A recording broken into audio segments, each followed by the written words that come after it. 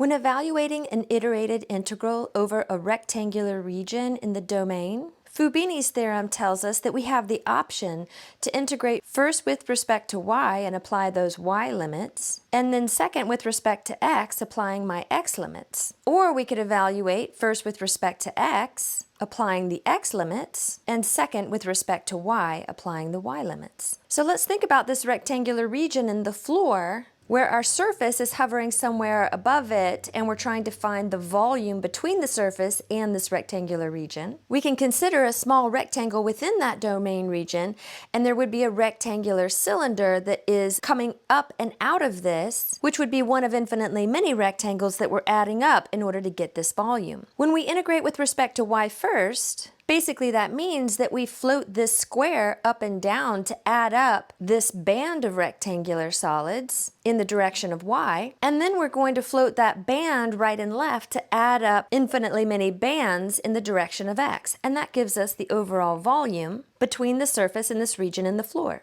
But we could also get this volume by first integrating with respect to x, which means that we would add up all of these rectangular solids in the direction of x first to get a solid band that we would then float up and down in the direction of y to add up the volumes of all of those bands to get the overall volume between the surface and the floor. So essentially, when this region in the floor is a rectangle, we can choose to integrate with respect to y first or to integrate with respect to x first. So let's look at an example. Here we have a double integral, and we're given that the domain region in the xy plane is from 0 to pi in the direction of x and from 0 to pi over 2 in the direction of y.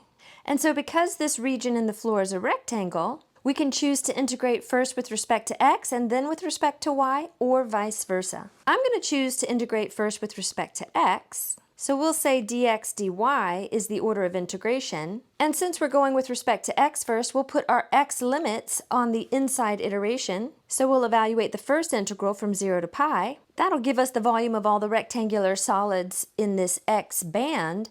And then we'll integrate with respect to y second, which means then that we float this band up and down, having the y limits that go from 0 to pi over 2, which will now give us the total volume. So we'll begin with this inside iteration from 0 to pi, evaluated with respect to x, which means that we're holding all the y values constant.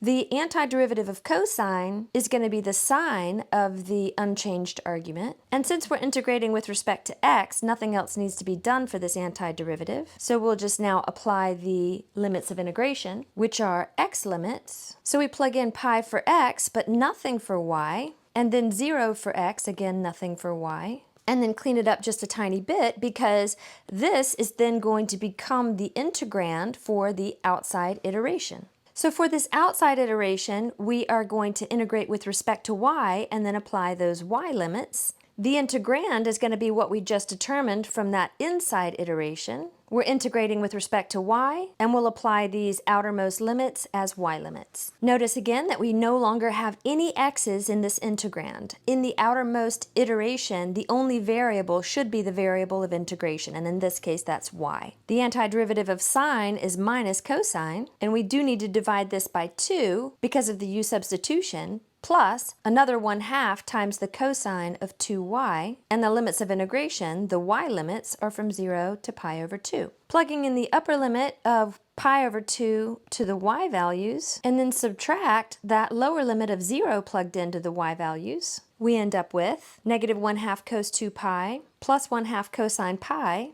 plus another 1/2 cosine pi minus 1/2 cosine 0, which is going to give us negative 2. Now the fact that this output is negative tells us that most, if not all, of this ceiling function is going to be below the xy plane. Most of these function values, if not all of them, would be negative, giving me negative volumes for all of those approximating rectangles, and that happens when the surface function is below the xy plane.